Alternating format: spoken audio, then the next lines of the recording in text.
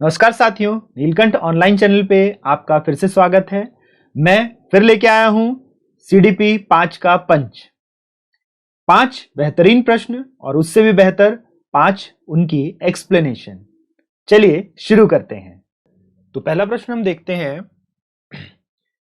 Teachers in order to help learners construct knowledge need to focus on. शिक्षार्थियों के ज्ञान अर्जन में सहायता करने के क्रम में अध्यापकों को किस पर ध्यान केंद्रित करना चाहिए। तो यहां पर अध्यापक का ध्यान केंद्रित किस पे हो, जिससे कि बालक के ज्ञान निर्माण में सहायता मिल सके। What should the teacher focus so that they can help to construct the knowledge to the learners. अब यहां पर हम जब सबसे पहला कथन देखें तो score marks obtained by learner, शिक्षार्थी के द्वारा प्राप्त किए गए अंक और ग्रेड। तो अंक और ग्रेड निर्माणवाद की तरफ हमें कभी भी नहीं ले जाएंगे, बल्कि हमें अंक और ग्रेडों को अब तरजीह नहीं देनी है, बल्कि बच्चे के ज्ञान के निर्माण पर तरजीह देनी है। वो अंक कितना प्राप्त कर रहे हैं इसके ऊपर अभी हमारे पास कोई चर्चा नहीं होती है। तो इसीलिए ये तो बिल्कुल सही उत्तर नहीं है। दूसरा देखें, involving the learner for active participation, शिक्षार्थी को सक्रिय सहभागिता के लिए शामिल करना। तो सक्रियता, activity, whenever the child participate actively in any activity then it constructs knowledge, then the child constructs knowledge। जब भी बालक किसी भी गतिविधि या क्रियाविधि में सक्रिय तौर पर सहभागी होता है तो वो ज्ञान का निर्माण अवश्य करता है। तो ये हमें एक सही कथन दिखता है। This is a correct statement. Next देखें, शिक्षार्थी के द्वारा अधिगम की अवधारणाओं में कुशलता प्राप्त करना। तो अधिगम की अवधारणाओं में कुशलता प्राप्त करना, mastering learning of concepts by the learner. तो यह भी हमारे पास एक ठीक कथन है कि बालक अपने जो कंसेप्ट लर्न करने को मास्टर करे, अधिगम की अवधारणाओं में कुशलता प्राप्त करे। फिर हम देखें तो सुनिश्चित करना कि शिक्षित सब कुछ याद करते हैं, making sure the learner memorises everything. तो मेमोराइज अब हम करने के लिए, याद करने के लिए हम नहीं कहते, तो इसलिए चौथा भी ऑप्शन तो नहीं हो सकता। अब हमारे पास दो कथन बचते हैं, दूसरा और तीसरा। इसमें से हमारा उत्तर कौन सा होगा? तो अब अगर हम तीसरे कथन को देखें तो तीसरे कथन में हम क्या पाते हैं? तीसरे कथन में हम पाते हैं कि मास्टर करना है लर्निंग ऑफ कंसेप्ट्स को, हमने कुशलता प्राप्त करनी है अधिगम की अवधारणा को। लेकिन इसका तरीका क्या होगा, इसका अप्रोच क्या होगा, इसका तरीका और उपागम कौन सा होगा, यह तीसरे कथन में स्पष्ट नहीं है।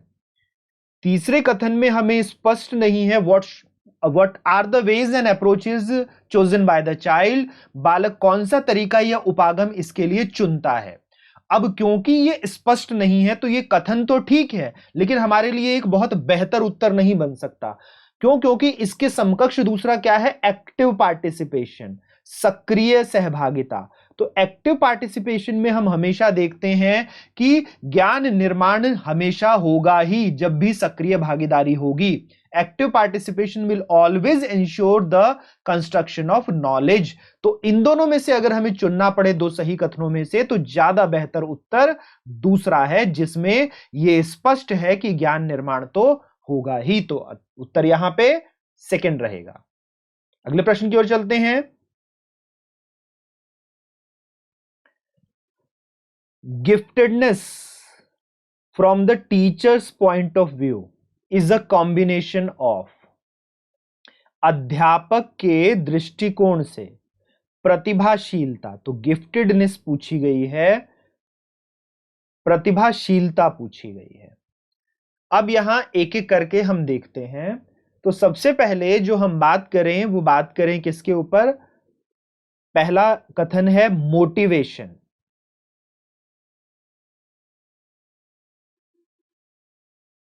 तो मोटिवेशन में हम क्या पाते हैं? हम ये पाते हैं अभिप्रेरणा, कि अभिप्रेरणा हमें सभी में दिखाई देती है। यहां पे हम क्या पाएंगे? यहां पे हम पाएंगे कि अभिप्रेरणा हमें सभी में दिखाई दे सकती है, वो चाहे गिफ्टेड हो, वो चाहे गिफ्टेड नहीं हो। तो हमें गिफ्टेडनेस के बिना भी अभिप्रेरणा दिख सकती है व्यक्ति में। Motivation can be seen in the children where the giftedness is not there, they can be motivated to do something. दूसरा फिर हम इसमें देखते हैं क्या? कमिटमेंट, वचनबद्धता। तो जिसमें जो बच्चे का गिफ्ट होता है, गिफ्ट के प्रति जो हमें एबिलिटी दिखती है, ये एबिलिटी हमें कमिटमेंट ऑफ वर्क देती है।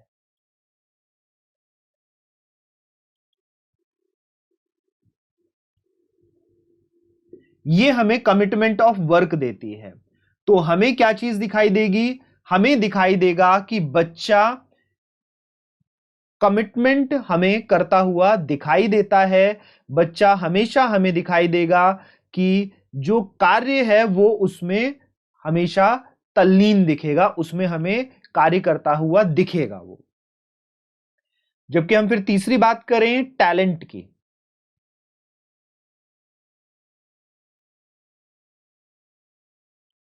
तो बच्चे के गिफ्ट को ही हम एक और नाम दे देते हैं क्या? बच्चे के गिफ्ट को नाम देते हैं टैलेंट।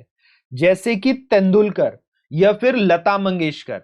तो लता मंगेशकर का टैलेंट गाना है, वो उसका गिफ्ट है, जो उसको गिफ्टेडनेस के रूप में हमें एक बड़ी अच्छी सिंगर के रूप में दिखती है।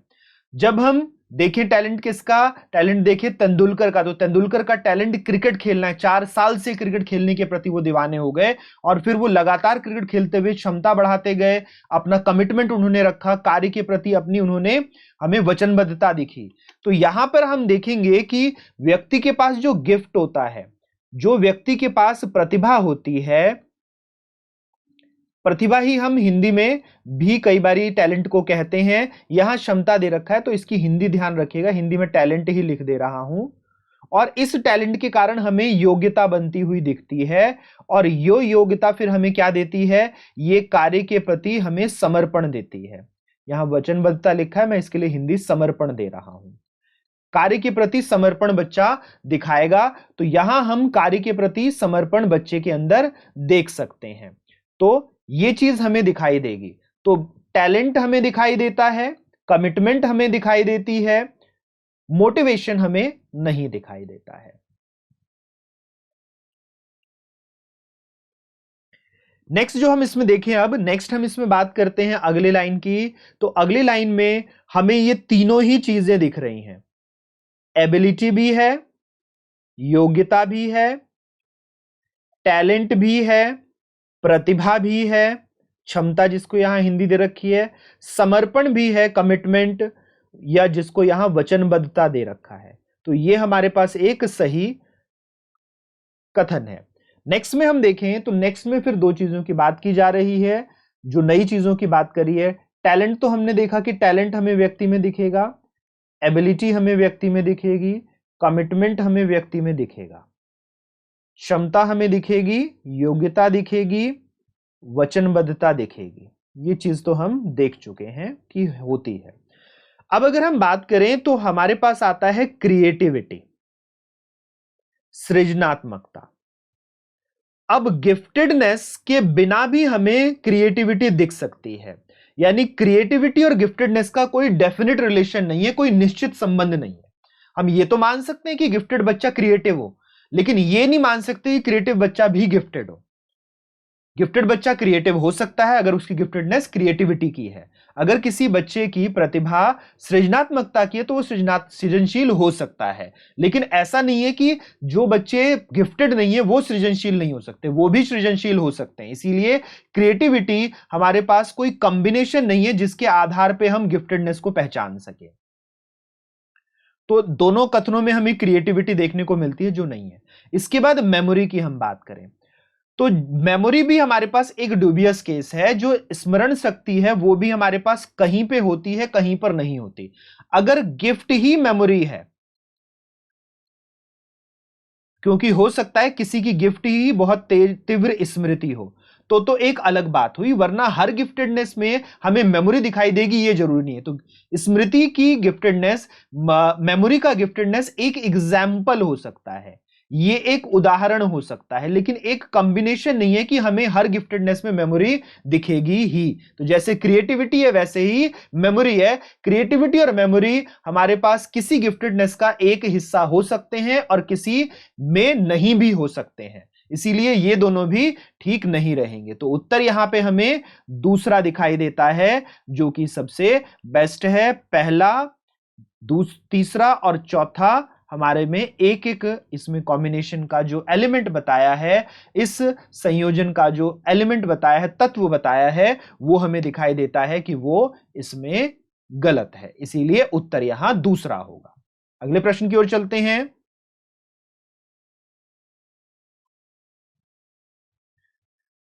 एनसीएफ 2005 के अनुसार errors, according to NCF 2005, errors are important. NCF 2005 के अनुसार गलतियां महत्वपूर्ण होती हैं। कारण पूछा गया है बिकॉज, पहला देखें, provide a way to the teachers to scold the children.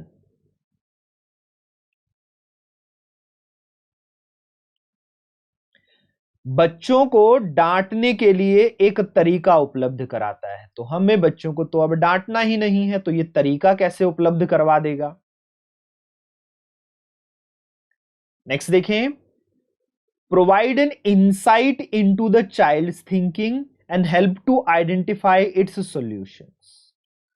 बच्चे के विचार की अंतर्दृष्टि उपलब्ध कराती है और समाधानों को पहचानने में सहायता करती है। तो ये कथन बिल्कुल ठीक है। जहां जहां बच्चे गलती करते हैं वहां पे हम बच्चे के निदान, प्रतिपुष्टि और उपचार को बेहतर तरीके से कर पाते हैं, क्योंकि वहां हम बच्चे के चिंतन को पहचान पाते हैं, उसकी समस्या को पहचान पाते हैं, उसकी कठिनाई को पहचान पाते हैं, उसकी अधिगम रिक्ति को पहचान पाते हैं। Wherever their child is committing an error, there we can have the better diagnosis, feedback and remedy, because there we can identify the problem, the learning gap, the difficulty of the child. Then we can have the remedy or the solutions for them. तो ये कथन बिल्कुल ठीक है। फिर next देखें, provide space for removing some children from the class. अब अगर हम बात करें तो क्लास से बच्चे को निकालना, बच्चों को हटाना, आरटी साफ साफ कहता है हम किसी बच्चे को कक्षा से हटा नहीं सकते।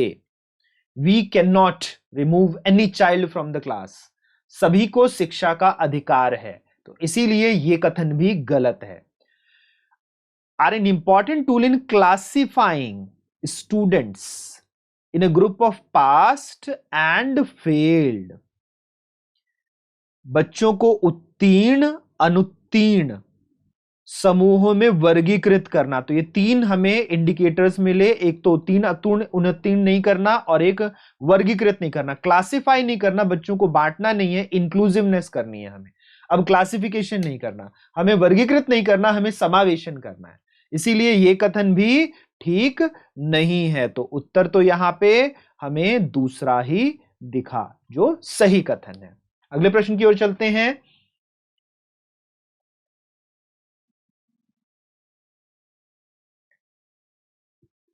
A child notebooks shows error in writing like reverse images, mirror imaging etc। जैसे बच्चा H को H लिखता है, या वो B की जगह P लिख देता है, या फिर वो M की जगह उल्टा W बना देता है, B की जगह D बना देता है। इस तरह की चीजें देखते हैं तो हम इसे कहते हैं बच्चे की कॉपी में लिखने में विपरीत छवियां, दर्पण छवि जैसी गलतियां मिलती हैं। अब ये जो है, ये सभी लक्षण हैं किस विकार के? ये सभी लक्षण हैं डिसलेक्सिया विकार के। ये सभी डिसलेक्सिया को प्रदर्शित करते हैं। और डिसलेक्सिया क्या है? डिसलेक्सिया एक लर्निंग डिसेबिलिटी है, अधिगम अशक्तता या अधिगम निर्योग्यता है। तो ये सीधा सीधा एग्जाम्पल पूछा है, जब बच्चा एरर्स दिखाए, जब बच्चा गलतियां दिखाए मिरर इमेजेस की, रिवर्स इमेजेस की, तो हमेशा डिसलेक्सिया होगा, और ये डिसलेक्सिया बच्चे की लर्निंग डिसेबिलिटी को बता रहा है। नेक्स्ट क्वेश्चन को देखें। Which of the following is best suited for the emotional development of the child? निम्नलिखित में से कौन सा बच्चों के संवेगात्मक विकास के लिए सर्वाधिक उपयुक्त है? तो सर्वाधिक उपयुक्त पूछा गया है। No involvement of the teachers as it is the task of the parents. शिक्षक की कोई भूमिका नहीं हो, शिक्षक की कोई भूमिका नहीं हो, कोई भी सहभागिता नहीं, तो ये गलत है। Because teachers are the guardians for almost half of the day. लगभग आधे दिन के लिए हमें देखने को मिलता है कि शिक्षक जो है वो गार्डियन, अभिभावक की तरह काम कर रहे होते हैं, और जब वो इस रोल में होते हैं, वो लीड करते हैं बच्चे को, स्कैफोल्ड करते हैं बच्चे को, गाइड करते हैं बच्चे को, काउंसिल करते हैं बच्चे को, वो बच्चे के लिए मार्गदर्शन करते हैं, परामर्श देते हैं, उसका नेतृत्व करते हैं, उसको मार्गदर्शित करते हैं, बहुत सारी चीजें वो कर रहे हैं। तो यहां पर हम उनकी सहभागिता को कैसे नकार सकते हैं? How we can deny the involvement of them? तो इसीलिए ये एक बेहतर उत्तर नहीं है। कंट्रोल्ड क्लासरूम, नियंत्रित परिवेश। अब यहां 3 पेरेंटिंग स्टाइल लिए गए हैं, कंट्रोल्ड, अथॉरिटेरियन और डेमोक्रेटिक। 3 हमारे पे पेरेंटिंग स्टाइल ले लिए गए, नियंत्रित, अधिकारवादी और प्रजातांत्रिक। अब हम यहां पर अगर देखें चलें तो एनसीएफ 2005 किसके ऊपर बात करता है?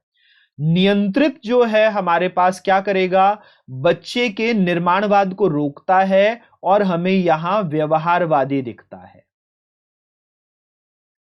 ऑथोरिटेरियन, अधिकारवादी जो हम देखें,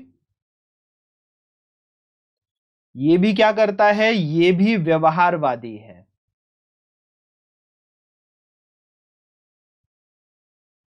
तो दोनों ही हमें क्या हैं? बिहेवियरिस्ट हैं। और ये दोनों ही निर्माणवाद को बाधित करेंगे। जब हम वातावरण या परिवेश को नियंत्रित करेंगे या अपने अधिकार में रखेंगे, तो दोनों ही हमें क्या दिखाई देंगे? निर्माणवाद को बाधित करते हैं। जबकि जब हम लोकतंत्र रखते हैं, डेमोक्रेटिक क्लासरूम रखते हैं, डेमोक्रेटिक क्लासरूम में हमें क्या देखने को मिलता है? Autonomy for construction of knowledge. हम यहां प्रजातांत्रिक प्रवेश में ज्ञान निर्माण हेतु स्वायत्तता प्रदान कर सकते हैं। ये बच्चे को अधिगम सशक्त बनाता है। It empowers, it make the child learning empowered.